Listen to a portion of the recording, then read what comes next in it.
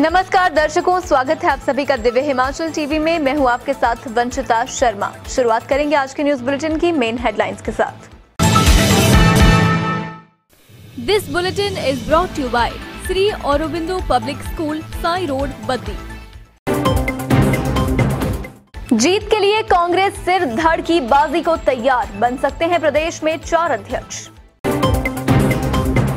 पंचायत प्रतिनिधियों को अप्रैल से मिल जाएगा बढ़ा हुआ मानदेय, औपचारिकताएं पूरी। कोर्ट के ऑर्डर तामील करने गई पुलिस पार्टी पर जोगिंद्रनगर में जानलेवा हमला। स्कूली छात्र अब योग और संगीत भी पढ़ेंगे, इसी सत्र से शुरू होगी पढ़ाई। केंद्र के बिजली बोर्ड कर्मचारी यूनियन का जबरदस्त धरना प्रदर्शन। पन्नू की धमकी पर तिरंगा यात्रा, रिज पहुंचे विधायक विक्रमादित्य सिंह। हिमाचल में गर्मी हर दिन तोड़ने लगी रिकॉर्ड, ऊना का पारा 38.4 डिग्री तक पहुंचा। अब आपके लिए समाचार विस्तार से। सत्ता के सेमीफाइनल से पहले प्रदेश कांग्रेस में बड़ा फेरबदल मुमकिन है। शीर्ष नेतृत्व प्रदेश में 4 नए अध्यक्षों के ऐलान कर सकता है। केंद्रीय नेतृत्व में इस बारे सुगबुगाहट शुरू हो गई है। हिमाचल में कांग्रेस पंजाब की तरह एक ही चेहरे पर दांव नहीं खेलेगी, बल्कि सत्ता को कई कोनों में बांटकर सबकी जिम्मेदारियां तय की जाएंगी। देखिए ये विशेष रिपोर्ट। सत्ता के सेमीफाइनल से पहले प्रदेश कांग्रेस में बड़ा फेरबदल मुमकिन है। शीर्ष नेतृत्व प्रदेश में 4 नए अध्यक्षों के ऐलान कर सकता है। केंद्रीय नेतृत्व में इस बारे सुगबुगाहट शुरू हो गई है। हिमाचल में कांग्रेस पंजाब की तरह एक ही चेहरे पर दांव नहीं खेलेगी, बल्कि सत्ता को कई कोणों में बांटकर सबकी जिम्मेदारियां तय की जाएंगी, ताकि जीत के लिए सबके प्रयास बराबर हों। ऐसे में हिमाचल में 4 संसदीय सीटें हैं और इन सभी की अलग अलग जिम्मेदारी बड़े चेहरों को दी जा सकती है। केंद्रीय नेतृत्व जिन चेहरों को तय करेगा, उनमें से ही कोई एक आगे चलकर मुख्यमंत्री का चेहरा भी बन सकता है।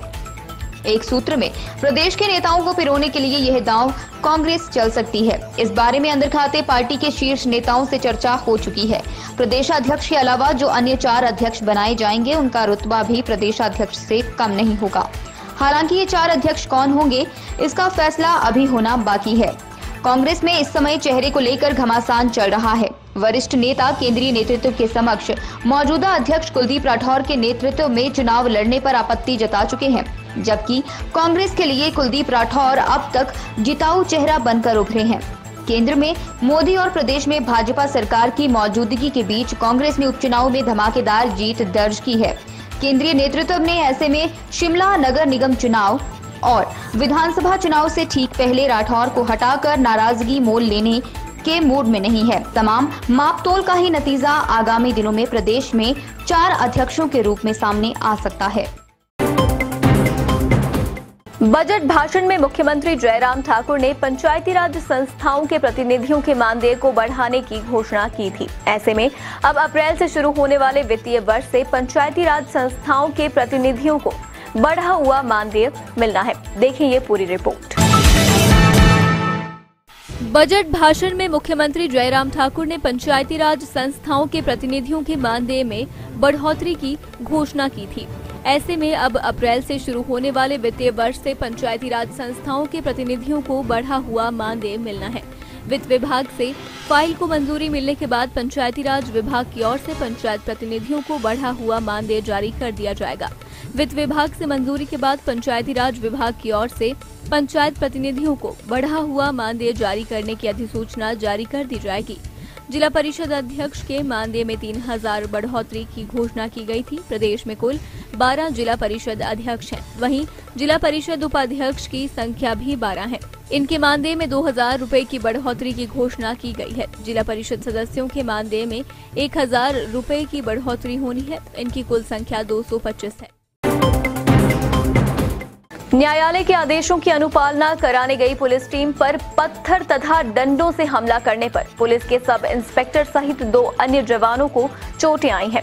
हमले में घायल सब इंस्पेक्टर को प्राथमिक उपचार के पश्चात टांडा मेडिकल कॉलेज के लिए रेफर कर दिया गया है। देखिए क्या है ये पूरी घटना। न्यायालय के आदेशों की अनुपालना कराने गई पुलिस टीम पर पत्थर तथा डंडों से हमला करने पर पुलिस के सब इंस्पेक्टर सहित 2 अन्य जवानों को चोटें आई हैं। हमले में घायल सब इंस्पेक्टर को प्राथमिक उपचार के पश्चात टांडा मेडिकल कॉलेज के लिए रेफर किया गया है। उपमंडल की ग्राम पंचायत लांगड़ा के कोटला गांव में मंगलवार को ये घटना उस समय पेश आई जब 2 सगे भाइयों चमारू राम व राजमल पुत्र कांची राम के बीच चल रहे भूमि विवाद पर न्यायालय के आदेशों की अनुपालना करवाने एक police team sub inspector Hemraj व पुलिसकर्मी निर्मल तथा कमलेश के साथ मौके पर पहुंची तो चमारू राम ने पुलिस दल पर पत्थरों तथा डंडों से हमला कर दिया। बताते हैं कि गुस्साए चमारू ने कहा कि उसकी आवेदन पर तो पुलिस आती नहीं है, लेकिन राजमल की शिकायत पर कार्रवाई करने आ गई। हमले में सब इंस्पेक्टर हेमराज को सिर व बदन में चोटें आई हैं। पुलिस ने चमारू राम के खिलाफ मामला दर्ज कर उसे हिरासत में ले लिया है। स्कीम तो बहुत बन जाती है, लेकिन उन्हें अमली जामा पहनाती बार सरकारों का सारा जोश ठंडा हो जाता है। ऐसा अक्सर देखा गया है। अब शिक्षा विभाग ने एक और सोच को प्रदर्शित किया है। इसमें आने वाले दिनों में सरकारी स्कूलों के बच्चे पहली कक्षा से ही योग और संगीत विषय की भी पढ़ाई करेंगे। अच्छा है अगर ये विषय पढ़ाए जाएं। खैर, ये देखना काफी दिलचस्प रहेगा कि इसमें विभाग को कितनी कामयाबी मिलती है। राज्य के सरकारी स्कूलों में बच्चे अब पहली कक्षा से योग और संगीत भी पढ़ेंगे। नए शैक्षणिक सत्र से ये दोनों विषय स्कूलों में पढ़ाए जाएंगे। प्रारंभिक शिक्षा विभाग की ओर से इस संबंध में निर्देश जारी कर दिए गए हैं। इन विषयों को पढ़ाने के लिए अलग से शिक्षकों की नियुक्तियां नहीं की जाएंगी। स्कूलों में मौजूद जेबीटी मुख्य शिक्षक सीएचटी ही बच्चों को इन विषयों को पढ़ाएंगे। नई शिक्षा नीति में इसका प्रावधान किया गया है। इस संबंध में प्रारंभिक शिक्षा विभाग को पत्र भेजा गया है। इसमें कहा गया है कि इसके लिए सारी व्यवस्थाएं बनाएं। State council of education research and training Solan इसके लिए शिक्षकों को ट्रेनिंग देगा। इन विषयों की बेसिक चीजों के बारे में ही बच्चों को बताया जाएगा। योग क्रियाएं करनी शिक्षकों को सिखाई जाएंगी ताकि वे बच्चों को इसके बारे में बता सकें। इसी तरह संगीत की बेसिक चीजों के बारे में भी बच्चों को बताया जाएगा। शीतकालीन स्कूलों में फरवरी और ग्रीष्मकालीन स्कूलों में अप्रैल से ये दोनों नए विषय पढ़ाए जाएंगे। विद्यार्थियों को शारीरिक तौर पर चुस्त दुरुस्त रखने के लिए सरकार ने योग विषय को शुरू करने का फैसला लिया है। सरकारी स्कूलों में योग को विषय के तौर पर शुरू करने के लिए चुनावी दृष्टि पत्र में घोषणा की गई थी। इसमें अब योग के साथ संगीत विषय को भी जोड़ दिया गया है।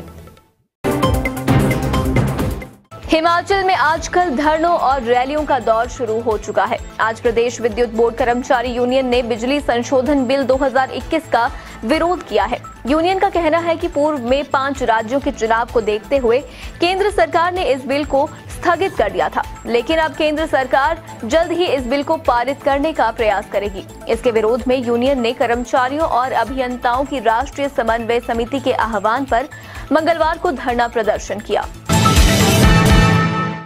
प्रदेश विद्युत बोर्ड कर्मचारी यूनियन ने बिजली संशोधन बिल 2021 का विरोध किया है। यूनियन का कहना है पूर्व में 5 राज्यों के चुनाव को देखते हुए केंद्र सरकार ने इस बिल को स्थगित कर दिया था, लेकिन अब केंद्र सरकार जल्द ही इस बिल को पारित करने का प्रयास करेगी। इसके विरोध में यूनियन ने कर्मचारी और अभियंताओं की राष्ट्रीय समन्वय समिति के आह्वान पर मंगलवार को धरना प्रदर्शन किया। इस अवसर पर यूनियन के प्रदेशाध्यक्ष कुलदीप खरवाड़ा ने कहा कि पूरे देश के बिजली कर्मचारी और अभियंता बिजली क्षेत्र के निजीकरण के खिलाफ हड़ताल पर हैं। उन्होंने कहा कि केंद्र सरकार मुनाफे वाले केंद्र शासित प्रदेशों के बिजली महकमों की नीलामी कर रही है। इसमें चंडीगढ़ के 20,000 करोड़ रुपए के बिजली महकमे को मात्र 870 करोड़ रुपए में बेचा जा रहा है। खरवाड़ा ने केंद्र सरकार की निजीकरण की इस मुहिम की निंदा की और बिजली संशोधन कानून 2021 को तुरंत प्रभाव से वापस लेने की मांग की है। जस्टिस फॉर सिख संस्था के अध्यक्ष गुरपंत सिंह पन्नू की धमकी का जवाब विधायक विक्रमादित्य सिंह ने दिया है। उन्होंने बड़ी संख्या में युवाओं के साथ रिज पर तिरंगा यात्रा निकाली और एकजुटता का संदेश दिया। इस दौरान करीब 1000 मीटर लंबे तिरंगे के साथ युवा कार्यकर्ता इस तिरंगा यात्रा में शामिल हुए और राजधानी में मौजूद लोगों को तिरंगे भी बांटे। जस्टिस फॉर सिख संस्था के अध्यक्ष गुरपंत सिंह पन्नू की धमकी का जवाब विधायक विक्रमादित्य सिंह ने दिया है। उन्होंने बड़ी संख्या में युवाओं के साथ रिज पर तिरंगा यात्रा निकाली और एकजुटता का संदेश दिया। इस दौरान करीब 1000 मीटर लंबे तिरंगे के साथ युवा कार्यकर्ता इस तिरंगा यात्रा में शामिल हुए और राजधानी में मौजूद लोगों को भी तिरंगे बांटे हैं। इस मौके पर विधायक विक्रमादित्य सिंह ने कहा कि देश के राष्ट्रीय ध्वज तिरंगे को ना तो कोई झुका सकता है और ना ही इसका कोई अपमान कर सकता है। उन्होंने कहा कि इस प्रकार की धमकी कभी सहन नहीं की जा सकती है। उन्होंने कहा कि देश में ऐसी विघटनकारी शक्तियों को कभी सहन नहीं किया जा सकता है। इसके लिए सरकार को जल्द ठोस और कड़े कदम उठाने चाहिए। उन्होंने कहा कि देश की आजादी और इसकी एकता के लिए कांग्रेस ने अपने नेताओं का बलिदान दिया है और अगर आगे भी जरूरत पड़ेगी तो वह इसके लिए तैयार खड़े हैं। चूर चूर हो जाएगा जो भारत से टकराएगा, चूर चूर हो जाएगा भारत माता की।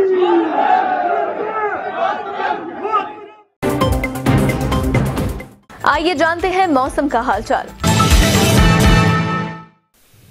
हिमाचल प्रदेश में गर्मी का प्रकोप बढ़ने लगा है। हिमाचल में अधिकतम तापमान 38.4 डिग्री के करीब पहुंच चुका है। वहीं प्रदेश के 4 जिलों में पारा 35 डिग्री से ऊपर चला गया है।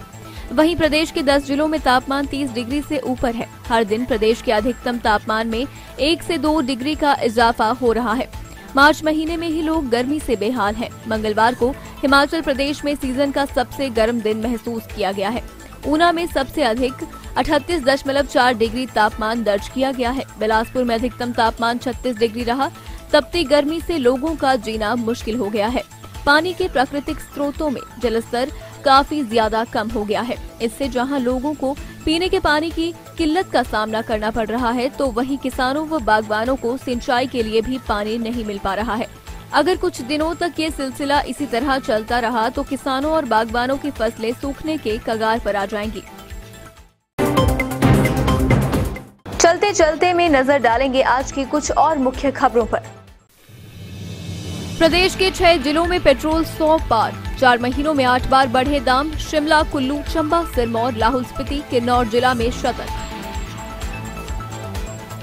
NHAI ने PWD को सौंपे बाईपास। केंद्र से मिली परमिशन। अब राष्ट्रीय राजमार्ग से सटे बाईपास का रखरखाव देखेगा लोक निर्माण विभाग।